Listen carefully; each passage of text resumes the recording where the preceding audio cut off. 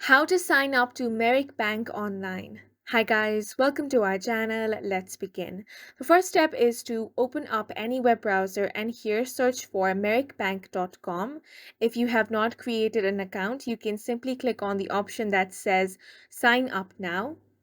Once you click on this option, you will have to enter some details. So here you need to enter your account number, then enter your date of birth. After entering your date of birth, you also have to enter your social security number, enter the last four digits here, then click on the next option and then follow a few more steps. After the account has been created, here you want to select the type of account that you want to sign into. I'm going to select credit card. Now enter your username, then enter your password. Check the box that says remember me if you want to remember these credentials. Then click on the login option. In case you have forgotten your username or password, you can retrieve that as well.